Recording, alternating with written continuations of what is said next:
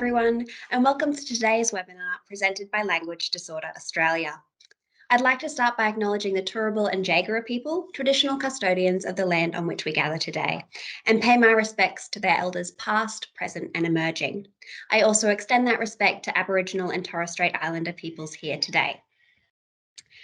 Our topic today is sentence structure, and this webinar is going to be relevant to education staff, allied health professionals, and also just those wanting to learn a little bit more about supporting students in this area. We'll get started now, but as we go through, if you have any questions, feel free to pop them into the chat box and we'll have a designated time at the end of the webinar to answer those. So, Language Disorder Australia is a not-for-profit organisation based in Brisbane and in Townsville. Its branches include Mansell College, which is a prep to Year 12 specialist school in Fig Tree Pocket that supports students who have language disorder as a primary difficulty. Its other branches are the School Support Services team and the Bright Door clinics in Toowong, Fig Tree Pocket and Townsville. These private practices provide speech therapy, occupational therapy, physiotherapy, psychology and counselling, and music therapy services. Before we start, allow us to introduce ourselves. I'm Liz and I'm a senior speech pathologist here at Language Disorder Australia. I've got experience working in paediatrics in private practice and also in the more consultative role of school support services. So currently I have the pleasure of working across both the school support services team and also the Bright Door Toowong clinic. As part of school support services, I have the opportunity to travel across Queensland and work in state schools, Catholic schools and independent schools, working with principals, learning support and classroom teachers to support students who have language disorder. And in my role at Bright Door Toowong, I get to work more directly with clients and their families to achieve their individual speech pathology intervention goals. So I'll pass to Athena to let her introduce herself. Excellent. Thanks, Liz. And welcome everyone to today's webinar. So I'm Athena, I'm a senior speech language pathologist, and I'm also the allied health coordinator of the school support services team. So same as Liz, working across the schools in the state, across CathEd, ISQ and EQ schools as well, supporting students in schools.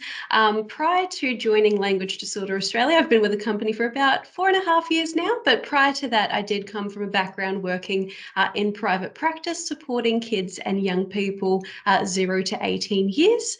And I have had a lot of experience working in transdisciplinary teams as well, with that holistic view in mind of the student and their access to the curriculum as well. So I'm very passionate about advocating for language disorder and finding the right supports for students that work practically in the classroom.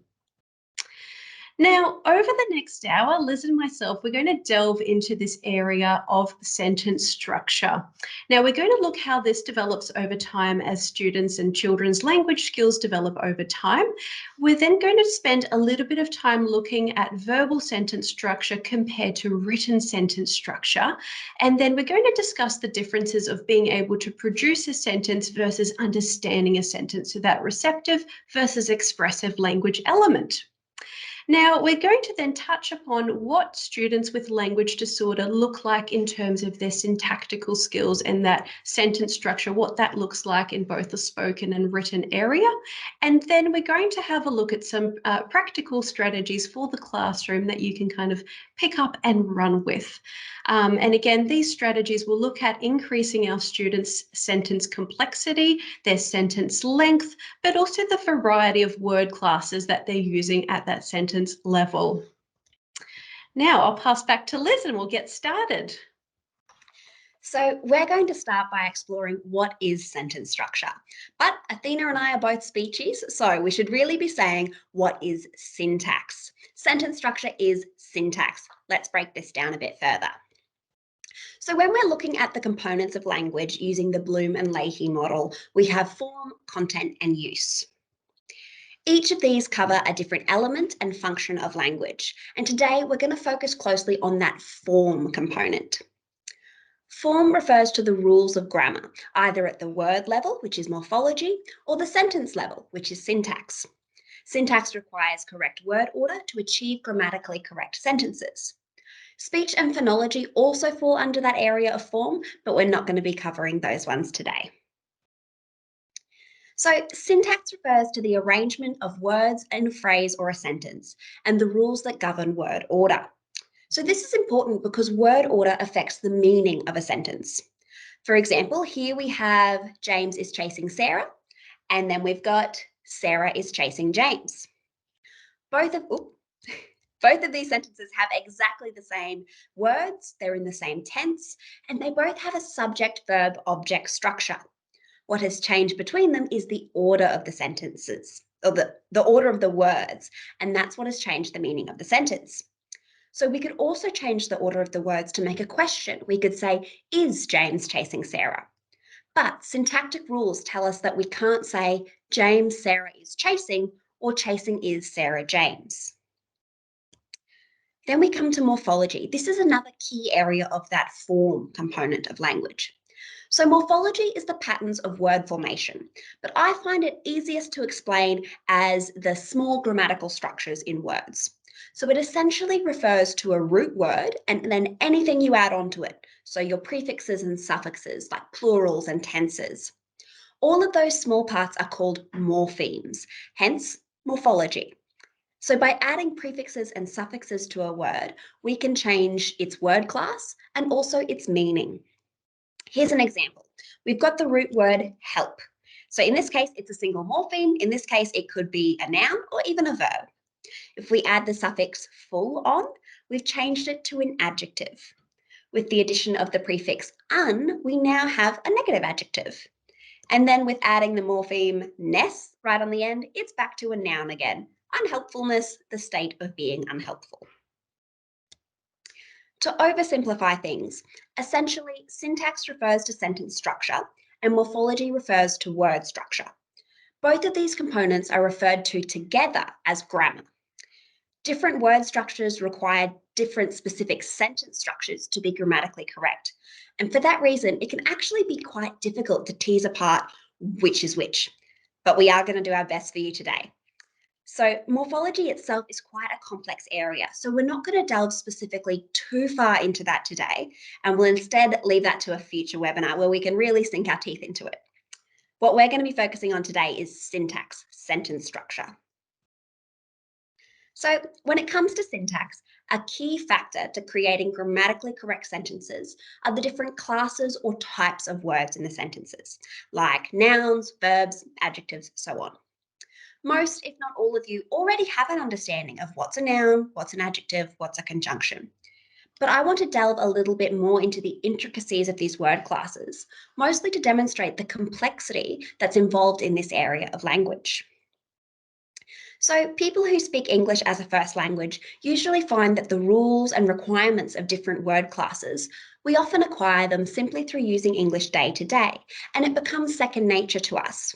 But people who've learned English as an additional language, they might recall having to physically and explicitly learn all the details of these subcategories and how to use them accurately. I think Athena can attest to this as well. So I'm going to run through some of those subcategories now, because like I said, while generating grammatically accurate sentences is second nature to some of us, and it comes quite naturally, there are plenty of circumstances, be it multilingualism, be it language difficulties or language disorder. That means that the rules are not simply acquired through the use of the language, and they require explicit instruction. Now, I will freely admit that I am a speech pathologist, not a linguist. I've compiled some key information about the word classes, but I haven't included every subcategory or every kind of nuanced detail where the categories overlap, because if I did that, it would take up all of our time today. So there is a lot of information on the slides as we go through. I'm not going to touch on all of it, but you're welcome to kind of use this as a bit of a way to jumpstart searching for more information, or if you're watching the recording, feel free to pause and have a more detailed read through the information. Now, I don't expect anyone to memorize the different distinctions between all these subcategories of words, but use the information to build your general foundation of knowledge of the area of syntax, and also your understanding of just why this area is so complicated and so tricky for some of our students. So we'll start off our grand tour of word classes with the largest word class in most languages, nouns. Nouns refer to things, people, animals, places, qualities like youthfulness, or ideas like justice. Most of you would be aware of the two distinct categories of nouns, proper nouns and common nouns. Proper nouns are the name of a particular person, or place, or a thing, like Queen Elizabeth or the Sydney Harbour Bridge. And then common nouns are your generic nouns. They're not the name of a specific thing. We generally only capitalise them at the start of a sentence. Now, nouns are most commonly the subject of our sentences. So they're the doers of an action, or they're often an object of the sentence. They receive an action. Nouns do have further distinctions as well. You can see I've got a few listed on the screen there. So this is where syntax merges across that line into morphology with the different way that these nouns are structured and used in sentences. So it's important to be aware that each of these different types of nouns does have a specific requirement when it comes to being used grammatically. So things do continue to get more complicated as we progress into verbs, which are our action words. Broadly, we split verbs into two large categories, finite and non-finite verbs. And finite verbs include what I call standard or simple verbs. And these are the verbs that when I say the word verb, these are what comes to mind immediately. So your actions, your doing words like cooking, ran, smiling. Finite verbs also include your auxiliaries, your modals, and your copular verbs as well. When I'm working with students, I often refer to these little ones as helper words or helper verbs as well. The key takeaway with these is that every sentence needs a finite verb. Our other category of verbs are non-finite verbs, and in this we have infinitives, participles, and gerunds as well. So every sentence needs a finite verb. A non-finite verb just either matches the tense of the finite verb or just adds on additional information. Now onto the fun stuff, adjectives. I love teaching adjectives because they're such a nice way to get that detail and some exciting information into a student's sentence. So these are our words that can describe or modify a noun or a pronoun, and they can describe a huge range of qualities like emotion, size, texture, and so on. Syntactically, most adjectives come before the word that they describe, like full basket or happy girl, but there are always exceptions to the rule. So, such is the case in predicate adjectives, which follow a verb like be, seems, or is to describe a noun earlier in the sentence. And we also have other types of adjectives with different functions as well, like asking questions or describing ownership. And again, this is where we see some more of that overlap between word classes. One more note on adjectives. Another great thing about them is that they are stackable or cumulative. The order that English generally follows for these cumulative adjectives is, let me see, quantity, opinion, size, age, colour, shape, origin, material, and purpose. Now, it is unlikely that we would throw that many adjectives into a sentence, but if we did, we would generally adhere to that pattern. So, for example, if we tried to say a spellcasting twisted ancient wooden, a spellcasting twisted wooden ancient unusual wand, it just sounds wrong. It sounds a bit clunky. Instead, we would say unusual twisted ancient wooden spellcasting wand. It follows that pattern there and it just sounds right. So adverbs are words that generally describe or modify verbs and also other adverbs as well. Now, I've fallen into the trap in the past of teaching students that to make an adverb, you just add ly onto an adjective. But that's not actually the case for many adjectives. So we've also got ones like soon, after, very, also, that don't end with that ly pattern.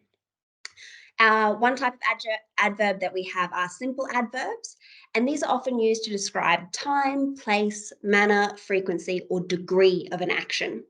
And in doing so, they're adding another level of detail onto a sentence because they're telling you more information about the action, like when it happened, where, how much, how long, or how often. And we've still got more types of adverbs as well. So interrogative adverbs start a question, while relative adverbs introduce a new clause. Pronouns are small words that can be used in the place of nouns, and there are a good few types of them, so I'll just touch on personal pronouns. These can indicate gender, have single or plural forms, and can also be in third, second, or first person.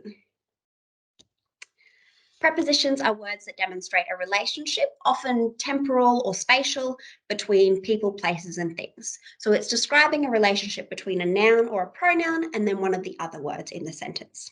It can tell you where something is or when it happened. They're frequently single words, but they do often occur in phrases that function as a single word.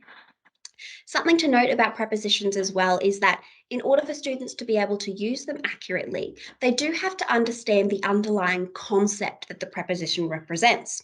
So for example, the preposition under, that's a spatial concept. They actually have to know what under means in real life. Same thing with before or after. Those are temporal concepts and they do have to understand them to use them.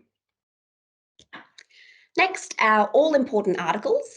So these are those little words that precede a noun or a noun phrase. So a and an are our indefinite articles. They talk about kind of a non-specific noun. You could be talking about any noun within that group.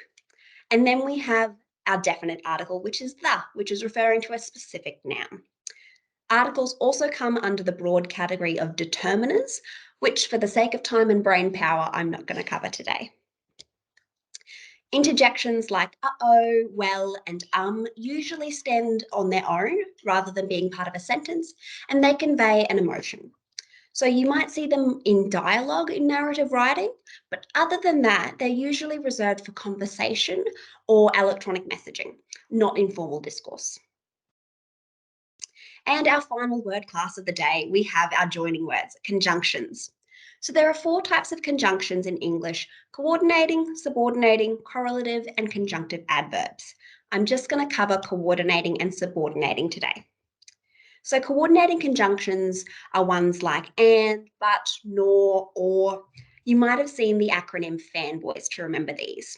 And what these do is they connect words, clauses, or phrases of equal importance, so standalone phrases. And then we have our subordinating conjunctions. So these ones link in a subordinate or a dependent clause.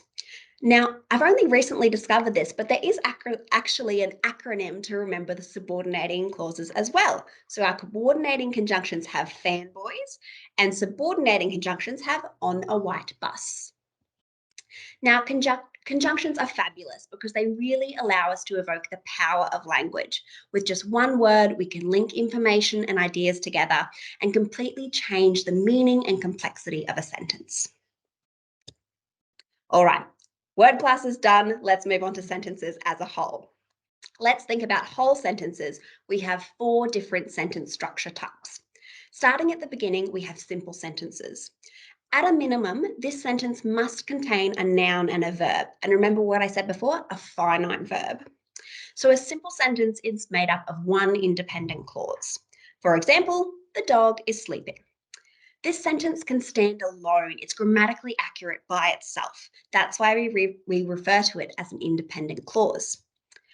This sentence is also a subject-verb sentence, but simple sentences could be subject-verb-object. They can include adjectives or prepositional phrases, so long as it's just a single independent clause overall. Now on to compound sentences, and this involves joining 2 independent clauses with a coordinating conjunction. So here we have the brown guinea pig is eating, but the white guinea pig is not hungry. The next sentence type we have is a complex sentence. So that is one independent clause together with at least one dependent or subordinate clause. Dependent and subordinate, we have the same one there. So these are joined together by a subordinating conjunction. So while scavenging for food, the baby meerkat relied on its mother to look out for predators. Notice that it's okay to have our conjunction and our subordinate clause at the start of the sentence. It doesn't always have to be the main clause followed by the subordinate or the dependent clause. And finally, we have our compound complex sentences where we're bringing in the best of both worlds. So we've got multiple independent clauses and at least one dependent clause, and we're joining both coordinating and subordinating conjunctions together there. So for example, we have the crocodile had not caught anything today, but it knew it would have plenty to eat once the annual migration began. Outside of the actual structure of sentences, we also have different sentence functions. So these are the roles that different sentences play in our language and the communicative purpose that they hold. So our most common type of sentence is a declarative sentence. This makes a statement, provides a fact, or conveys information. For example, my car is making an odd sound. Then we've got our interrogative sentences, which ask questions like, what colour are your shoes? And imperative sentences give an instruction, a command, or make a request, like wash your hands. And finally, to convey a strong feeling, be it positive or negative, we have our exclamatory sentences. For example, what an amazing sunset. Exclamatory sentences most frequently end with an exclamation mark. Okay, so that covers what is syntax. Let's move into how it develops as children grow. So those of you who've worked with young children or from experience with children in your own family, you'll have firsthand knowledge that each child is a little bit unique when it comes to learning how to talk. Even between siblings, some will talk early, some will talk a bit later.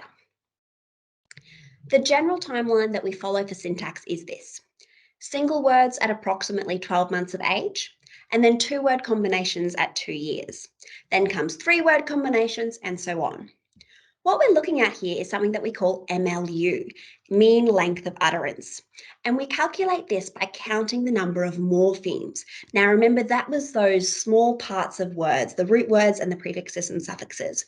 So we count those morphemes across about 50 to 100 of a child's utterances. And an utterance essentially is a phrase or a clause.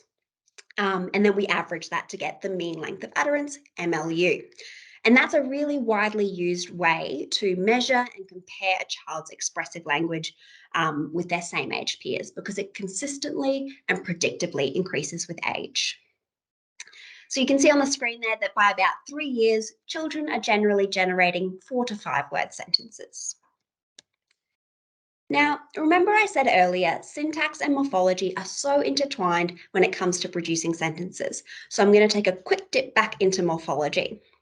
Now, in 1973, speech-language theorist Roger Brown described the stages of morphological and syntactical development, and he outlined the order that children develop what we still call Brown's 14 grammatical morphemes.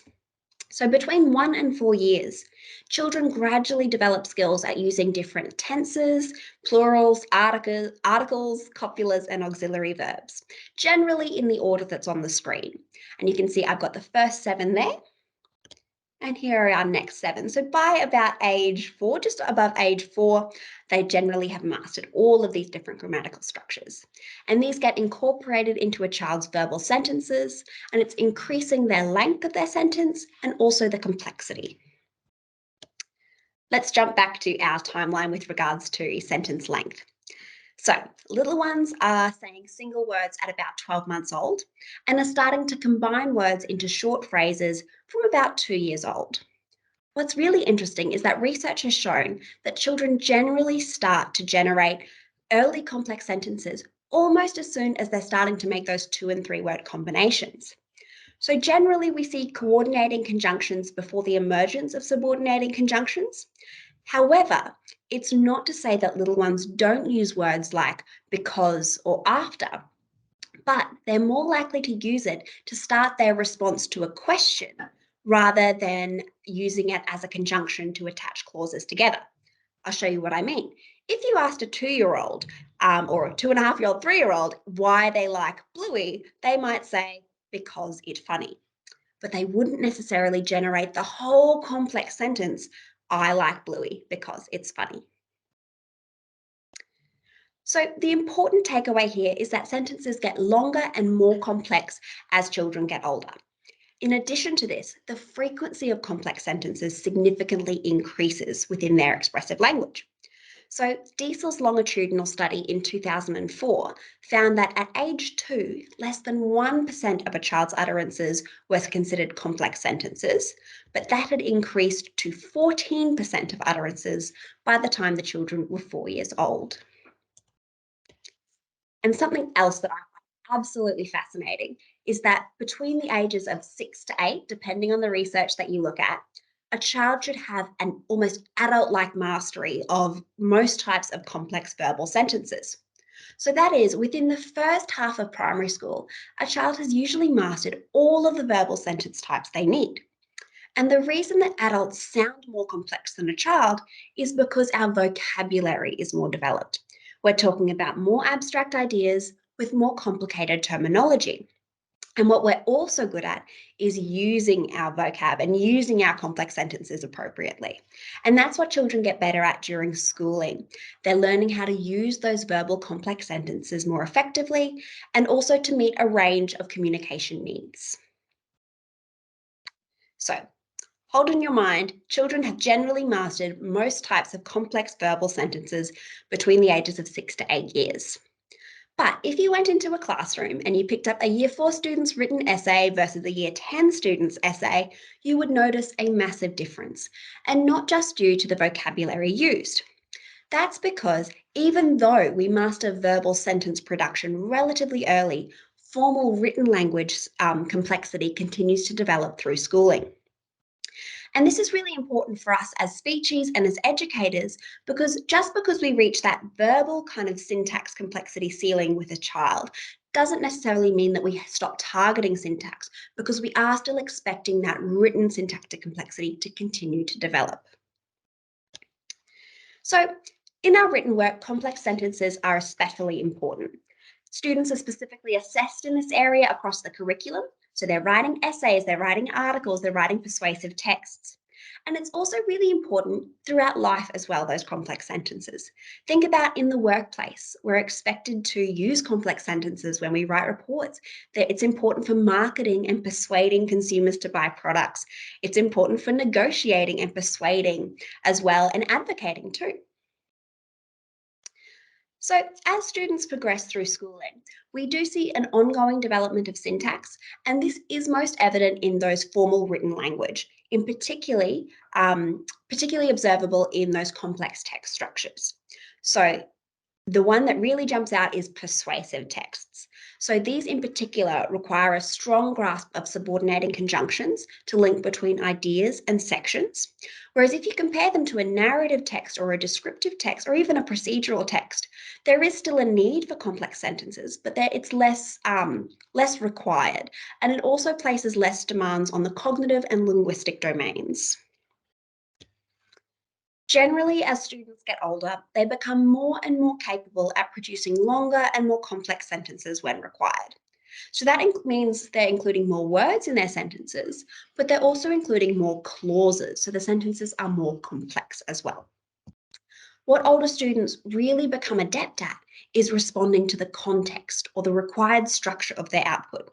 That's the key takeaway here with regards to that adolescent language. Older students know that a persuasive text requires them to use more complex language as opposed to a social interaction with their peers. That's not to say that a complex sentence isn't appropriate in a social interaction, because we absolutely do use complex sentences in social interactions. It's just not nearly as frequently or as consistently required as in writing. And that's something that as students get older, they get more able to differentiate between. Something that's actually quite interesting is that the research base between, for the specific link between oral sentence production and written sentence production, it's actually quite small. Research has simply focused on other areas of language and literacy. However, research does show us that oral language underpins literacy development overall. And there are really shared components between them, things like lexical retrieval, which is your vocabulary, syntactical formulation, so your sentence structure, and cohesion as well. Compared to spoken language, written language has increased cognitive demands. And that might explain a bit of that disparity and kind of that difference between a student's verbal skills in comparison to their writing skills. In addition to this, if you think about it, by the time a student starts school and is just introduced to how to write, they've already had a good 4 to 5 years of oral language practice in by then. And something to note is that there is reciprocity between spoken and written language. Written language is based on what the learner knows and uses in their spoken language, but there are times when written language can reinforce certain language aspects in the oral language space. So for example, take a grammatical morpheme like plural s. actually writing plural s and writing plural forms can make that more obvious to the learner and can make them more likely to use it in their spoken language. So speaking and writing can be seen as similar in certain respects, but very different in others. This is because our discourse and use of these mediums is different. So think about the example earlier between a persuasive text and a social interaction. Now, Barry Kroll in 1981 provided us with the following information about the way that the relationship between speaking and writing changes over time. Now, Kroll theorised 4 phases that represent a general trend in writing development in relation to oral language. And it's important to note that he did highlight these as flexible phases, not as concrete stages. So first we've got the preparation phase. And at this point, written language skills are really minimal and oral language skills are far more developed. So here they're acquiring technical skills like handwriting and spelling, and they're also learning that what they say can be written down. So they're learning how to compose what they write. Next, we move on to the consolidation phase.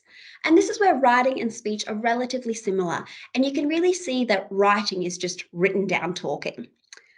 The written language becomes progressively stronger by drawing on the more developed oral language resources. Following this, we have the differentiation phase, and this is where the key differences between speaking and writing really come to the fore. So we learn things like writing is monologic. When we write for a reader, we don't expect them to respond in real time. We also have practices like editing, revising, and drafting as well. In contrast, speaking is dialogic. It's usually a real-time response between us and our listener. And we are unlikely to plan our conversations in advance or edit them afterwards. And finally, we have systematic integration. And this involves both the consolidation and differentiation phase coming together in a complex interplay between speaking and writing, and you draw on strengths in both areas. Now, I will pass to Athena in just a minute. So as discussed earlier, I just want to cover this one very quickly. The area in general is still under research, and we do need more research into how do we teach oral language? How do we support oral language in a way that supports writing? We don't actually have a gold standard, but we do have lots of strategies currently in use. So we've got some emerging evidence about that oral language difficulties and the writing space. And what we're finding is that children with oral language grammatical errors, things like morphological structures, grammatical morphemes, those errors there, when they resolved verbally, didn't necessarily resolve in the writing space. That's a really interesting kind of contrast you have between them.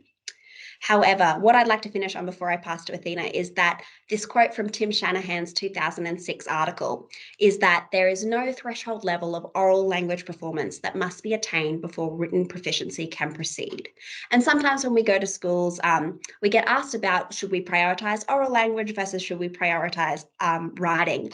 And really the important thing is that both are so important. Oral language is so important for communication, and writing is also so important across the lifespan as well. So we really encourage, regardless of a student presenting in oral language difficulties, we do still want to be supporting them to write. So with that, I'll pass on to Athena for just a little bit more information and some strategies. Excellent. Thank you, Liz. Great information. I also really like that quote as well. Now, moving on now to receptive versus expressive language, and more in terms of that syntactical understanding.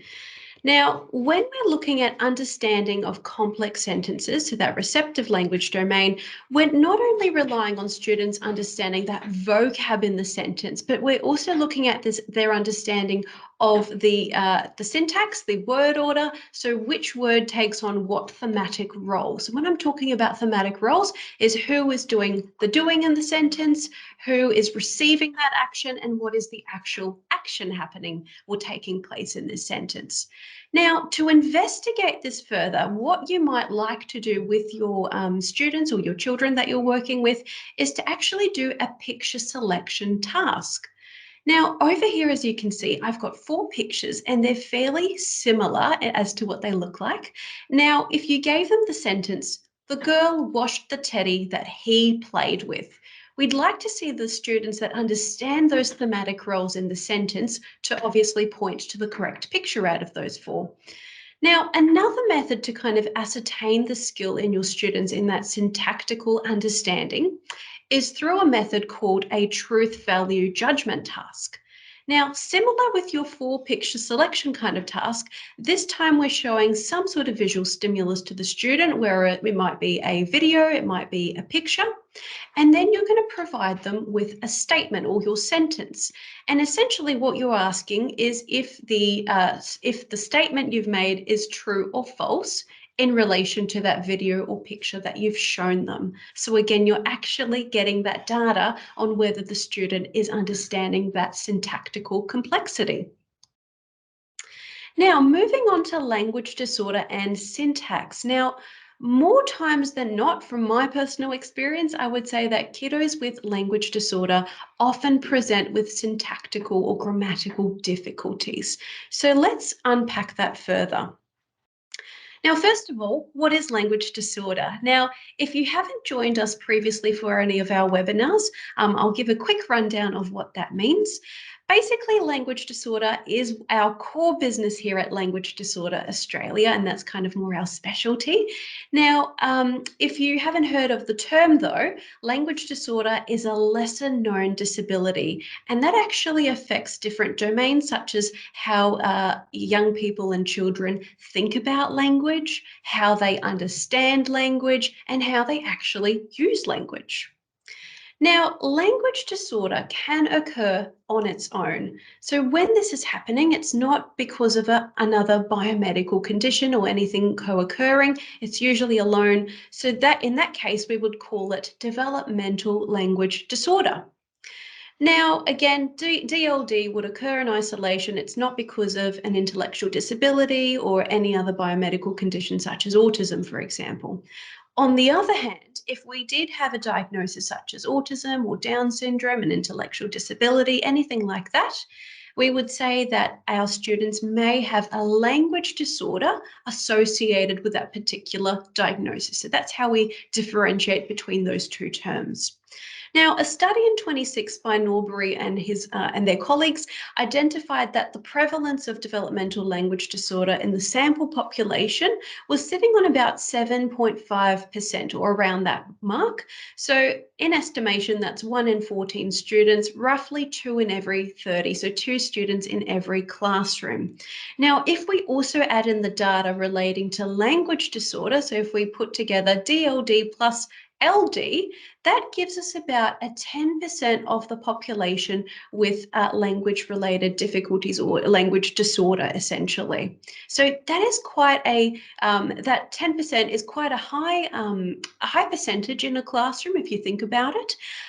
But also this is still a very conservative estimate. So that 10% is kind of more your minimum, I would almost say.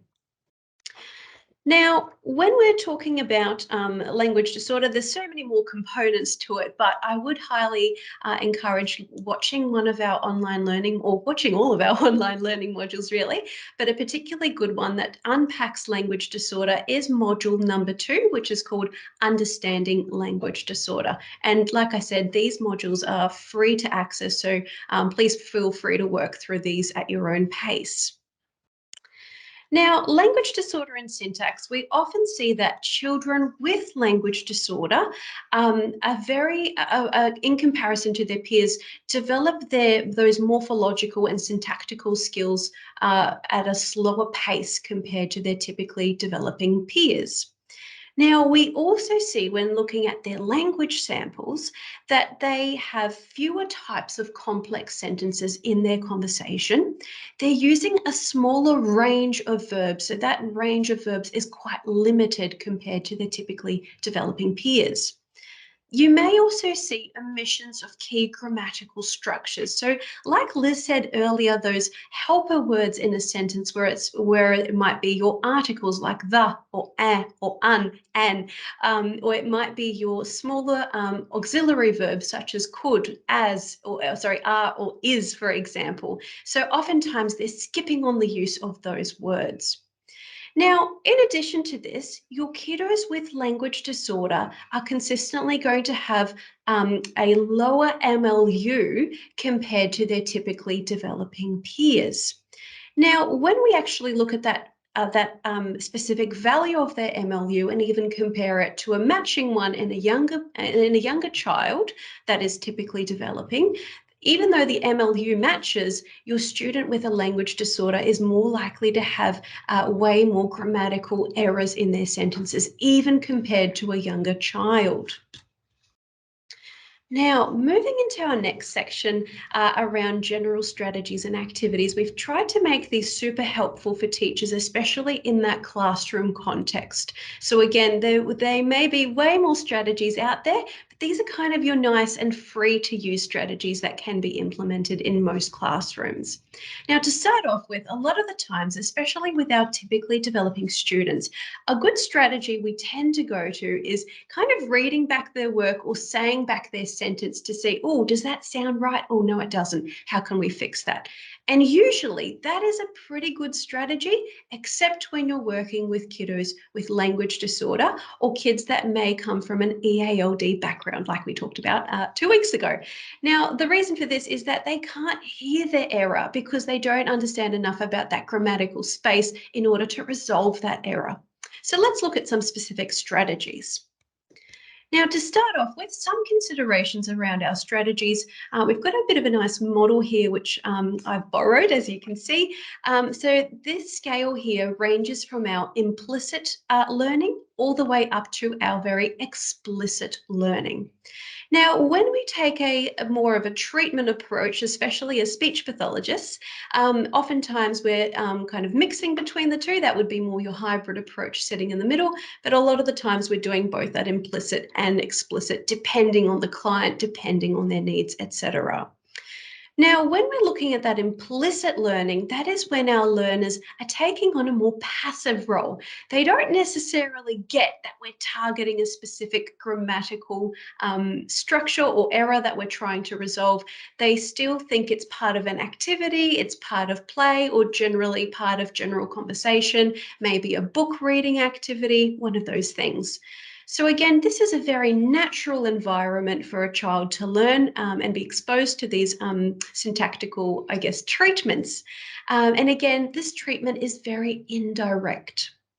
Now, when I compare this to our explicit learning that sits on that upper part of that scale, this is when our learners are very aware of what's happening. They know they are being therapized per se. They know what their target is, what they're practicing, and oftentimes they know why they're practicing it. Now, so oftentimes these students are very aware of what's happening. The practice that's taking place as part of that approach is very structured, whether you're completing something like a worksheet or very specific drill work where the student has to repeat something or, practice saying something over and over and over to practice that drill. So it's a very direct type of treatment. So again, as therapists, we can kind of play around in both those spaces or take more of a hybrid approach like I talked about earlier, where you're kind of picking little bits of pieces from that explicit and implicit learning space.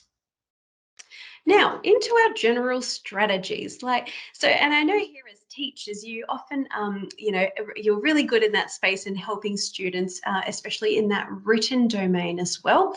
So when you're supporting students to work on that syntactical skill, so that sentence structure, a lot of the times you're encouraging your learners to actually verbalize their sentence before going to writing. So that is a really good strategy, giving them an opportunity to hear that sentence out loud, think about if they need to change anything, make any adjustments before transferring that idea to paper.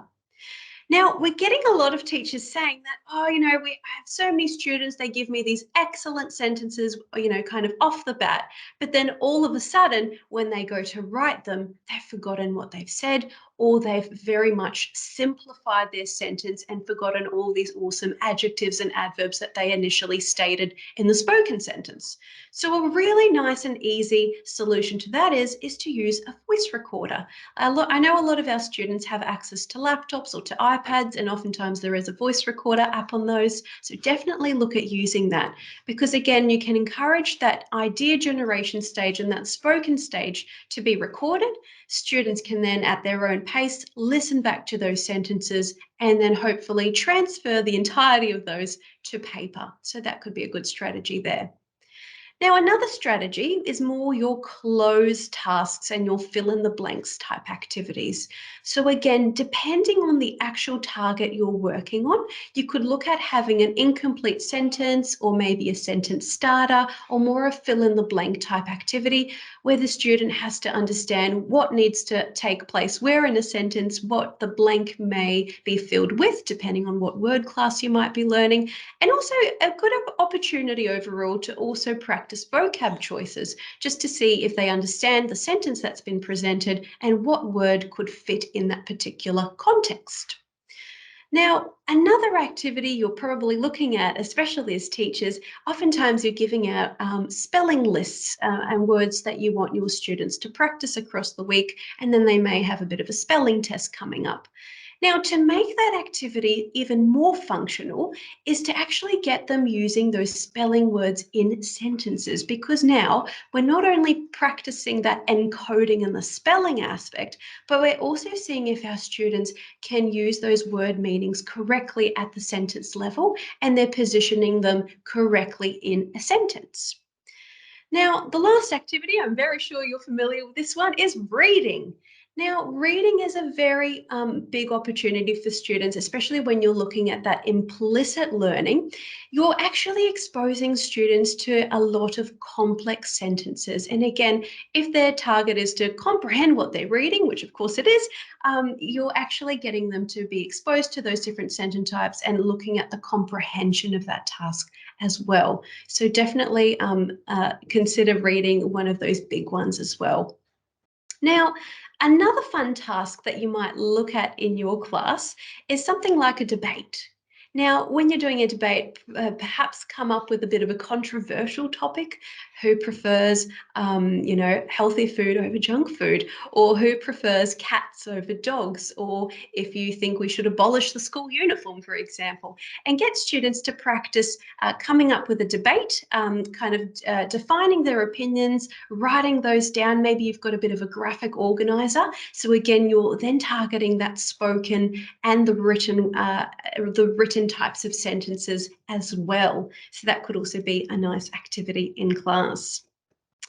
Now, the next strategy, which again is more that implicit learning like we talked about before, is that expanding and extending. So again, you can do this in play-based tasks. You can do it in book reading tasks, especially if your parents working with your little ones at home. This could be a good strategy for you as well.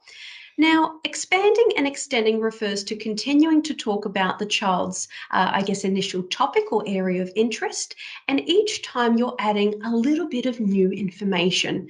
And it doesn't necessarily have to be the child's identical initial words, because the idea is that you're using some more complex vocab and some more complex sentence structure to expose your learners to these.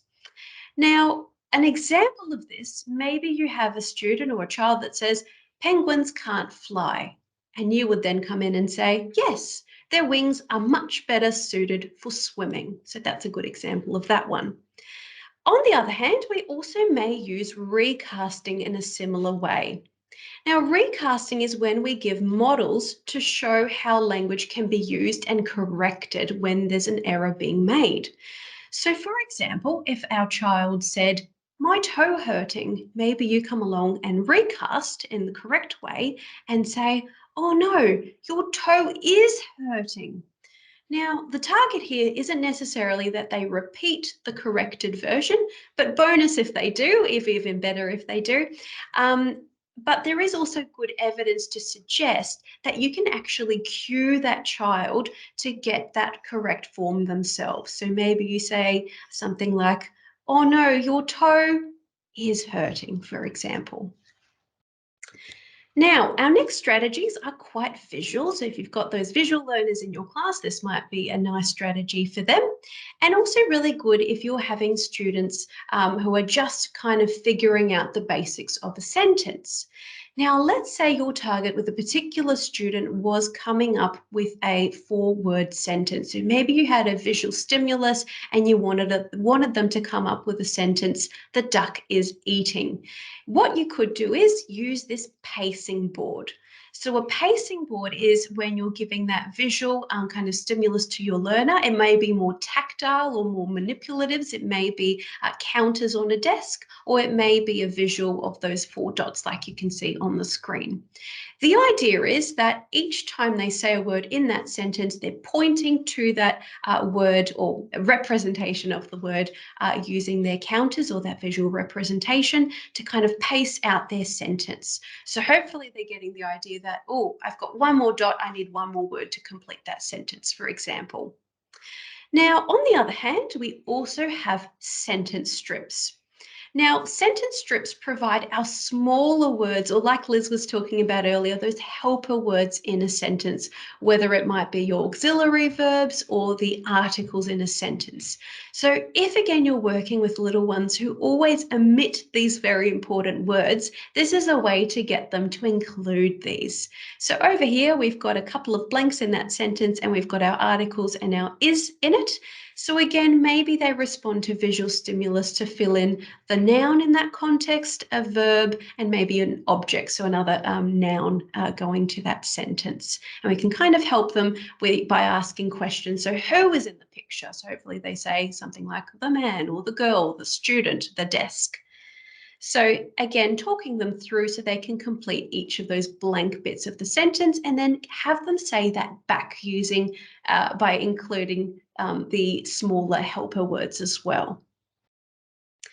The next strategy I'm going to talk about is word banks. And this is a really nice one because this is one you can use from your really lower primary students all the way up to your senior school students. So word banks can be beneficial for students in supporting both their syntactical skill application, but also their vocab selection in writing, or I guess talking as well if you need to do that.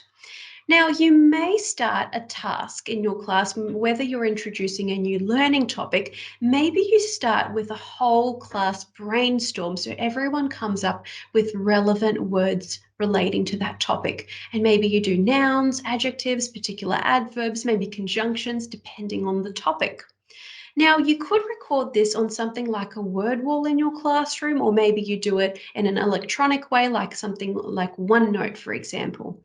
Now, those words can be arranged by word class, or they can be arranged by subject area, or maybe both of those factors.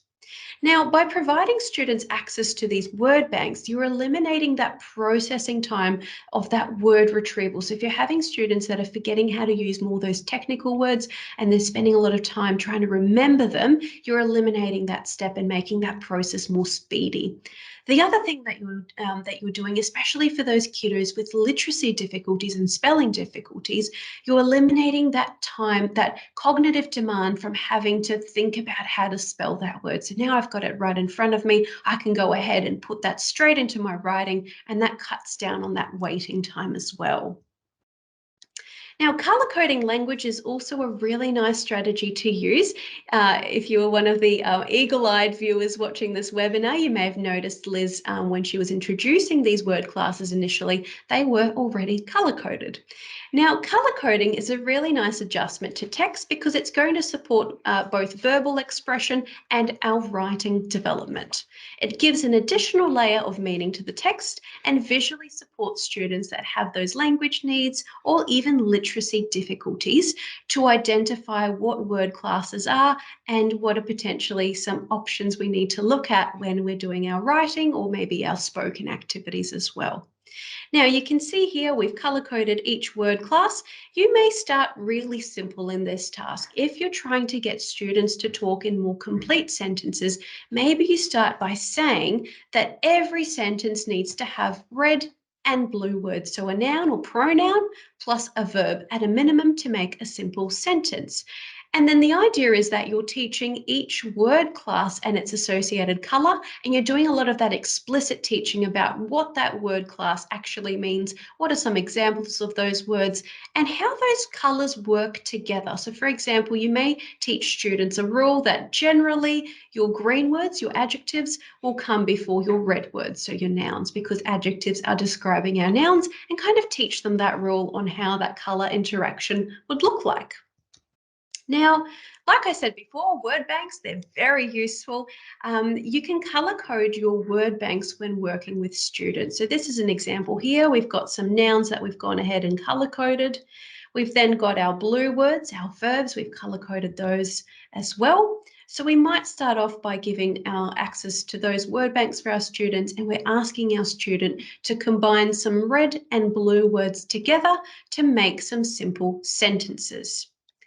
Now you can see here as an example, the student has started off just kind of making some random combinations there because it can initially start off as a bit of a silly task. We're just combining words to make funny sentences. So we've got the tree is writing, the pizza is climbing the castle.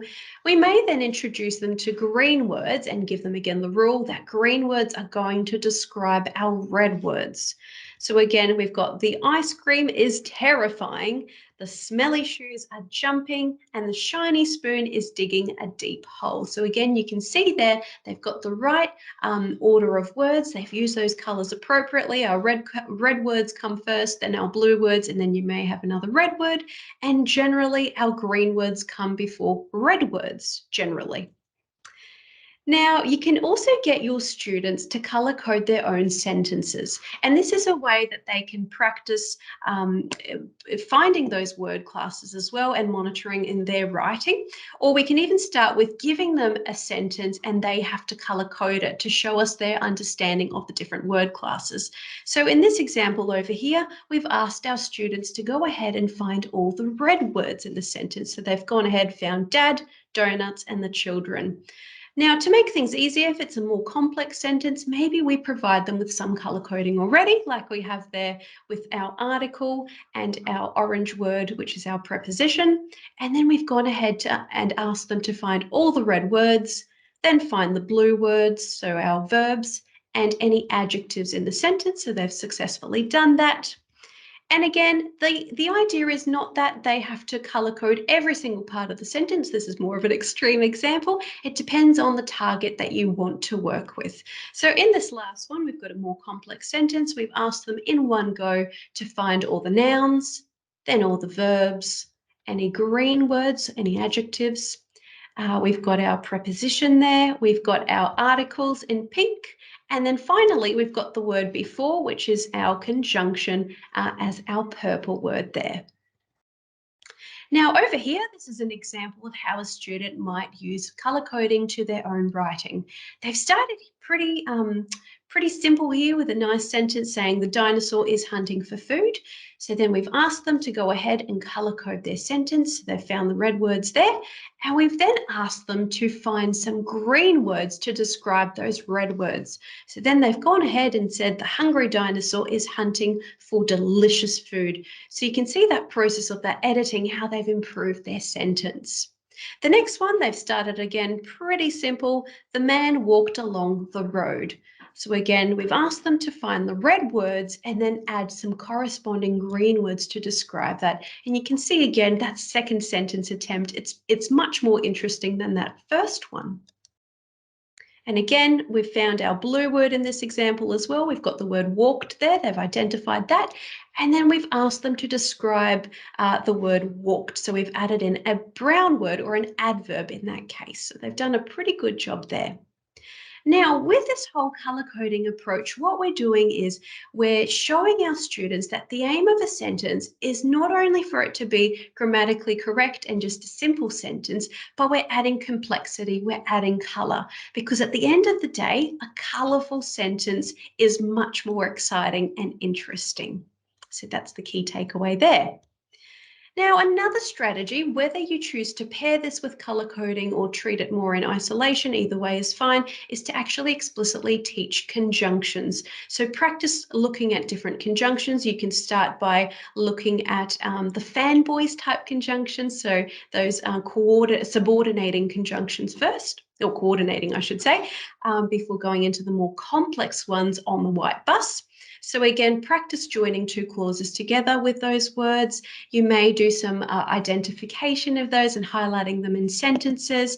Any close activities or sentence starters you can provide your students to then practice saying, using those words functionally in sentences, that's also going to be beneficial.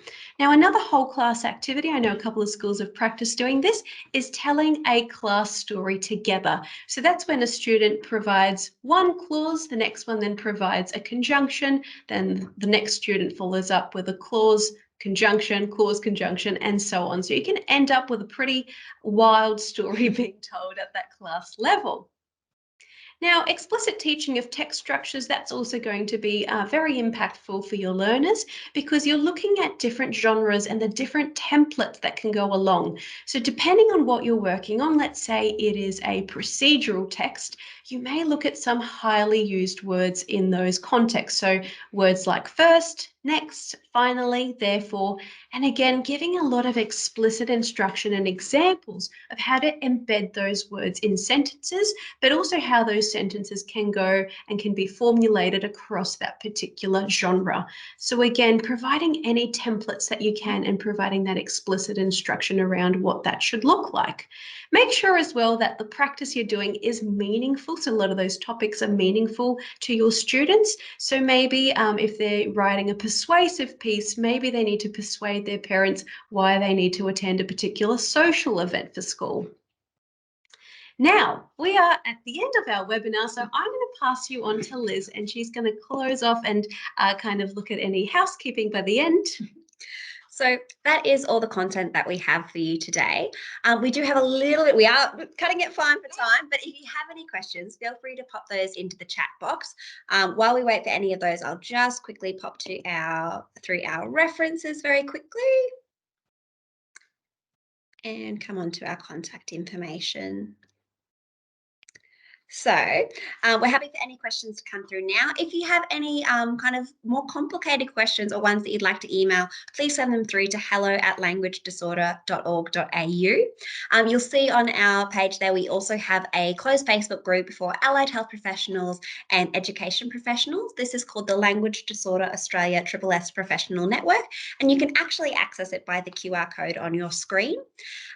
What we're going to do in the next couple of days, the recording will go up to our website, and all those who've registered today will get a link to that. If you click on that link, it'll take you through to our website, and you'll see a button called Webinar Surveys. Click on that, choose Sentence Structure from the drop-down box, and you can add in your details and your feedback, and you'll get your certificate of attendance generated and emailed to you then. Now, I can't see any questions coming through, so we might leave it there for today. Please stay tuned. In a couple weeks' time, we have a highly anticipated webinar coming up, transitioning to high school. And this will be really, really great, considering that we're coming into that second half of the year now, and we're going to be really starting to see those needs for the transition support for students moving up into high school. So thank you so much, all of you, for attending today, and we hope you have a great evening. Thanks, everyone. Bye. Bye-bye.